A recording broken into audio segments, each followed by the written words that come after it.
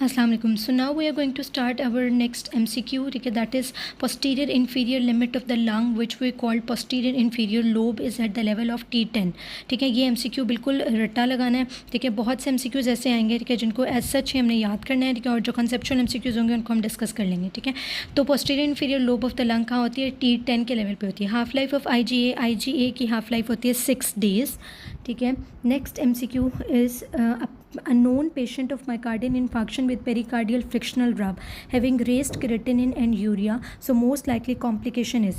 अगर उन्होंने हमें दे दिया है कि उसका क्रेटिनिन और यूरिया जो है वो रेज्ड है, ठीक है, क्रेटिनिन और यूरिया रेज्ड है, तो कॉम्प्लिकेशन क्या होगी? यूरेमिक पेरिकार्डाइटिस जो होगी वो इसकी कॉम्प्लिकेशन होगी. ठीक है, ओके अब हमारे पास आता है lymphocytes normal percentage in the blood. ठीक है, ब्लड के अंदर क्या नॉर्मल परसेंटेज ऑफ लिम्फोसाइट्स होती है? ठीक है, तो लिम्फोसाइट्स की जो नॉर्मल परसेंटेज होती है उसमें यह है कि जो टी लिम्फोसाइट्स होते हैं 80 to 90% जो है वो हमारे टी लिम्फोसाइट्स होते हैं. ठीक है, और जो बी लिम्फोसाइट्स होते हैं वो 10 to 20% होते हैं.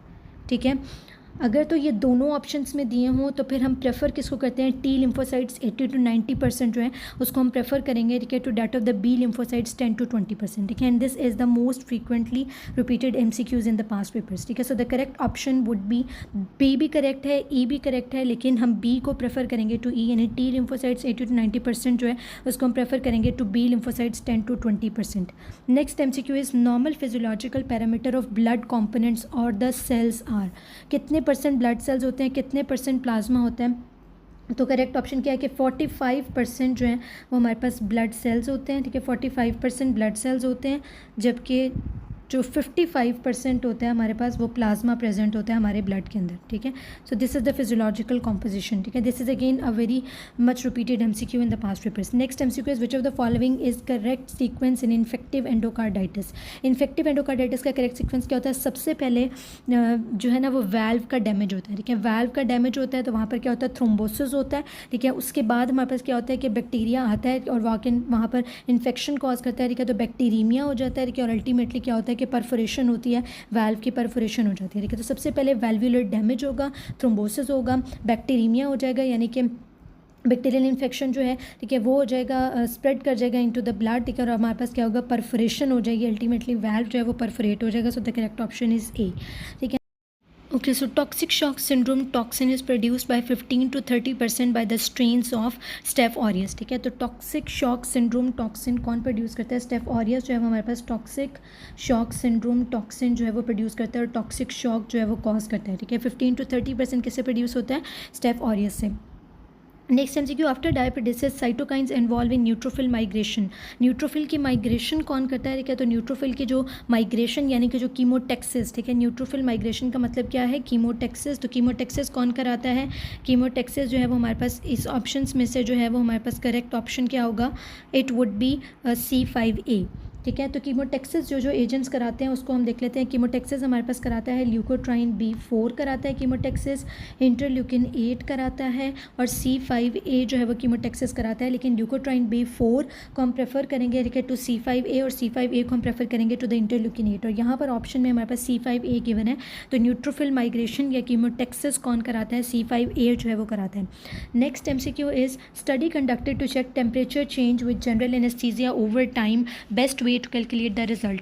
अब इस स्टडी के अंदर क्या है कि इन्होंने करेक्ट ऑप्शन दिया रिग्रेशन एनालिसिस. रिग्रेशन एनालिसिस क्या होता है? रिग्रेशन एनालिसिस ये होता है कि जब हम एक से ज़्यादा फैक्टर्स पे वर्क कर रहे हो, यानी कि हमारे पास एक डिपेंडेंट फैक्टर होना चाहिए और एक इंडिपेंडेंट फैक्टर होना चाहिए, और जब हम उन दोनों का लिंक चेक कर रहे होते हैं ठीक है, उन दोनों का रिलेशन चेक कर रहे होते हैं कि एक फैक्टर ठीक है जो कि डिपेंडेंट फैक्टर है ठीक है वो उस फैक्टर का इंडिपेंडेंट फैक्टर के ऊपर क्या इफेक्ट हो रहा होता है. ठीक है, सो ये हमारे पास जो है ना जिस स्टडी के अंदर हम इसको देखेंगे उसको हम कहते हैं रिग्रेशन एनालिसिस. ठीक है, तो यहाँ पर अगर हम देखें तो हमारे पास दो फैक्टर्स है. एक हमने टेम्परेचर की बात की कि हम चेक कर रहे हैं temperature change with general anaesthesia, यानी कि टेम्परेचर क्या है? डिपेंडेंट है जनरल एनेस्थीसिया के ऊपर ओवर टाइम के साथ साथ. ठीक है, so there is one dependent factor one independent factor, so this will be studied by the regression analysis. ठीक है, बाकी जो ऑप्शन है वो क्यों नहीं हो सकते? क्योंकि जो स्टूडेंट टी टेस्ट है वो हम तब यूज़ करते हैं जब हमने mean between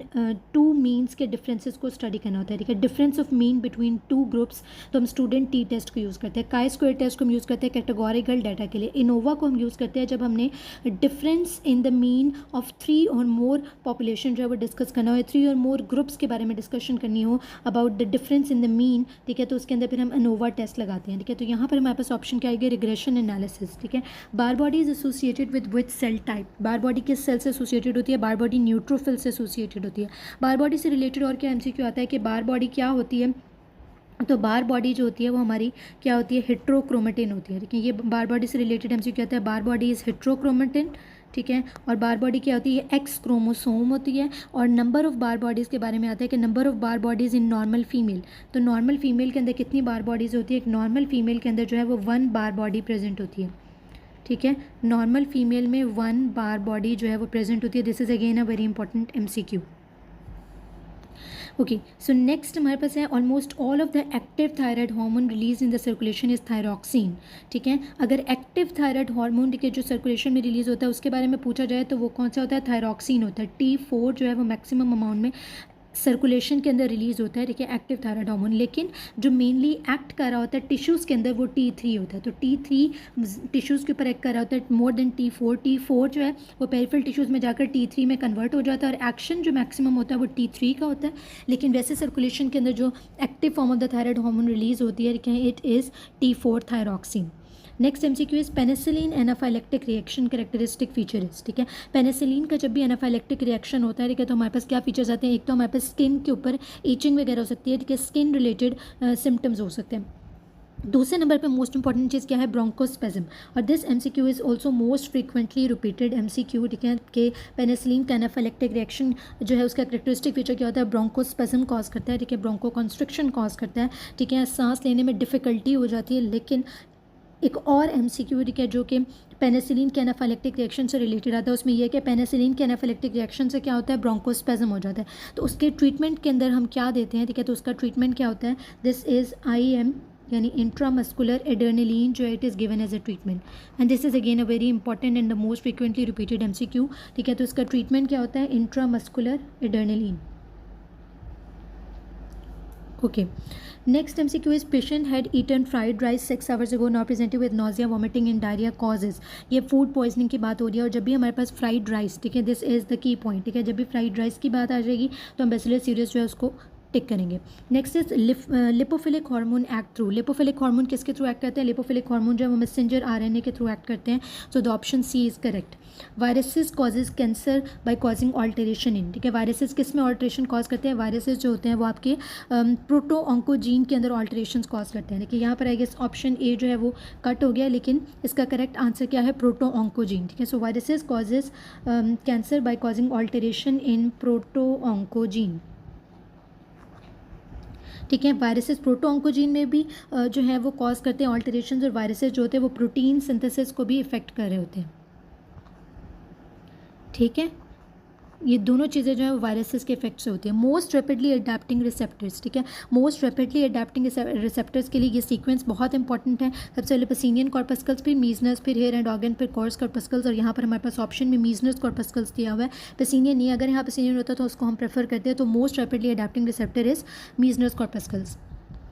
next MCQ, normal person at 104 Fahrenheit room temperature and 10% humidity loses heat by, ठीक है। अब इसका करेक्ट ऑप्शन हमारे पास क्या है, conviction, that is E।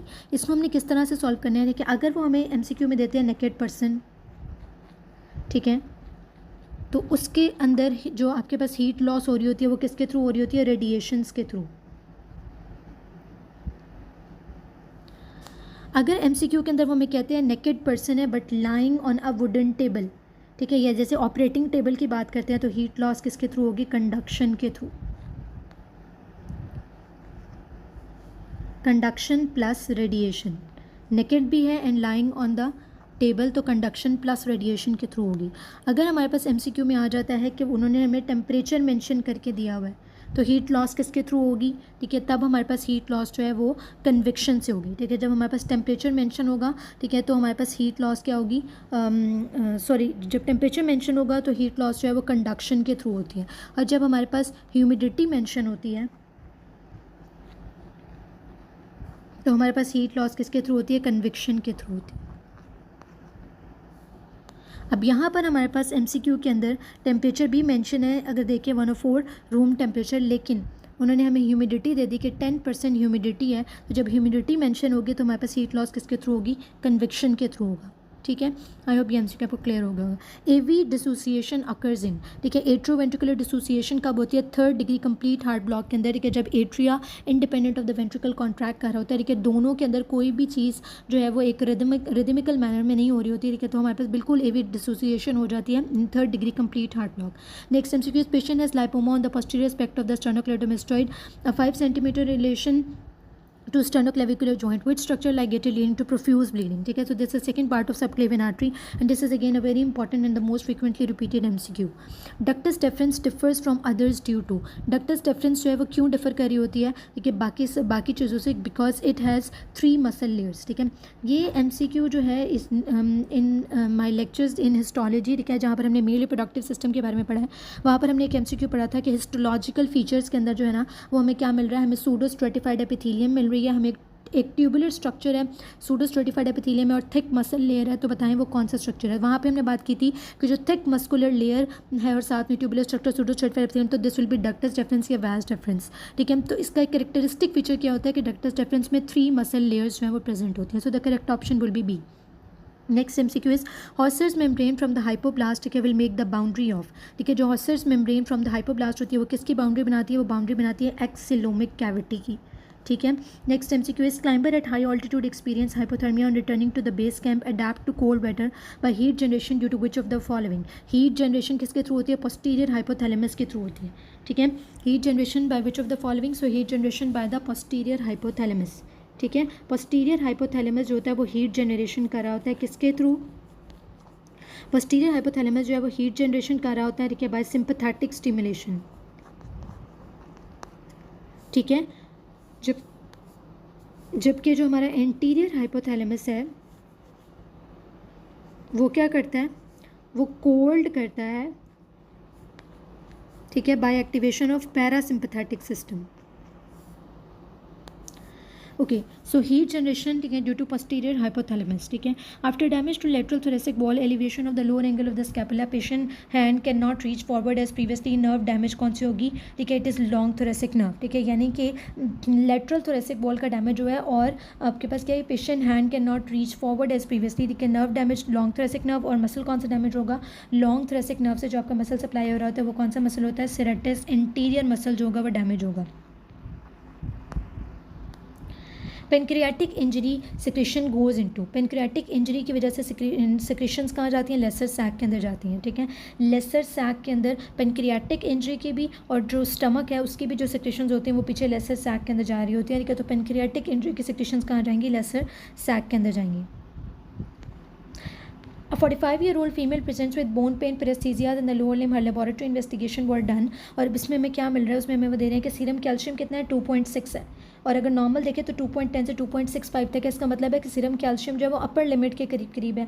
Inorganic phosphate जो है वो कितना है, 0.9 है, लोअर लिमिट के पास है। और अगर हम अल्कलाइन फॉस्फेट्स को देखें तो वो नॉर्मल रेंज के अंदर, नियरली नॉर्मल रेंज के अंदर है। ठीक है, और अगर हम पैराथायरॉयड हार्मोन के लेवल को देखें तो 6.1 है, वो भी अपर लिमिट के करीब है, अपर लिमिट 6 तक थी। ठीक है, तो जब हमारे पास सीरम कैल्शियम लेवल रेज्ड है यानी कि अपर लिमिट के करीब है, सीरम पैराथायरॉयड हार्मोन लेवल जो है वो रेज्ड हैं और सीरम फॉस्फेट लेवल्स जो हैं वो कम हुए हैं, ठीक है, डिक्रीज़ हुए हैं सीरम फॉस्फेट लेवल्स, तो हमारे पास डायग्नोसिस क्या होगा, प्राइमरी हाइपर पैराथायरॉयडिज्म। ठीक है, क्योंकि पैराथायरॉयड हार्मोन ने क्या किया कि कैल्शियम की एब्जॉर्प्शन को बढ़ा दिया, सीरम कैल्शियम लेवल को इंक्रीज़ कर दिया और फॉस्फेट की एब्जॉर्प्शन को कम करके फॉस्फेट को बॉडी से एक्सक्रीट आउट करा के सीरम फॉस्फेट लेवल को कम कर दिया। सो the correct option would B A option, that is primary hyper parathyroidism. ठीक है, next MCQ is vertebral body symphysis which of the following cartilage. ठीक है, वर्टिब्रल बॉडी के अंदर कौन सा कार्टिलेज होता है, फाइब्रो कार्टिलेज। ठीक है, वर्टिब्रल बॉडी के अंदर फाइब्रो कार्टिलेज जो है वो प्रेजेंट होता है, या इंटर वर्टिब्रल डिस्क के अंदर अगर पूछा जाए तो भी कौन सा होता है, फाइब्रो कार्टिलेज होता है। ठीक है, विच of the following is detected by the peripheral chemoreceptors. Peripheral chemoreceptors जो होते हैं वो सेंसिटिव होते हैं टू हाइपॉक्सिया। ठीक है, जब भी हमारे पास पार्शियल प्रेशर ऑफ ऑक्सीजन जो है वो डिक्रीज़ होता है तो हमारे पास क्या होता है, पेरिफेरल कीमोरिसेप्टर्स जो है वो एक्टिवेट होते हैं। ठीक है, तो peripheral chemoreceptors are sensitive to hypoxia, that is option A, decrease arterial partial pressure of oxygen. Okay, pain, temperature and crude touch lost, it is carried by which of the following, ठीक है। Pain, temperature और crude touch कौन carry करता है? Anterolateral spinothalamic tract जो होता है वो हमारा कैरी करके लेके जाता है पेन, टेम्परेचर और क्रूड टच को, ठीक है। जो लेटरल स्पाइनोथैलेमिक ट्रैक होता है, जो लेटरल है वो कैरी करता है पेन को और टेम्परेचर को, ठीक है। पेन और टेम्परेचर दोनों लेटरल कैरी करता है, और जो एंटीरियर स्पाइनोथैलेमिक ट्रैक होता है वो कैरी करता है क्रूड टच को, ठीक है। A patient undergoes dental procedures and experience loss of sensation in affected area following administration of local anaesthesia, which type of fibre get anaesthetise first of all. तो सबसे पहले कौन से फाइबर्स एनेस्थेसाइज होते हैं? सी फाइबर्स। एनेस्थीसिया जब हम देते हैं तो फाइबर्स का जो हमारे पास सीक्वेंस है वो क्या है? सी फाइबर्स, फिर आ जाते हैं बी फाइबर्स और फिर आ जाते हैं ए फाइबर्स, ठीक है। Dilatation of which of the following structure causes dysphagia by compressing on oesophagus, ठीक है। जब लेफ्ट एट्रियम इनलार्ज होता है, ठीक है, तो वो एसोफेगस के ऊपर कंप्रेस करके डिस्फेजिया कॉज करता है और डिस्निया भी कॉज करता है, क्योंकि एसोफेगस के नीचे ट्रेकिया पड़ा होता है वो भी कंप्रेस होता है तो डिस्निया होता है। तो लेफ्ट एट्रियल इनलार्जमेंट की वजह से हमारे पास क्या हो रहा होता है? डिस्फेजिया हो रहा होता है, ठीक है। So this is all for today, और नेक्स्ट वीडियो के अंदर हम आगे नेक्स्ट MCQs जो है इनको स्टार्ट करेंगे। Thank you very much.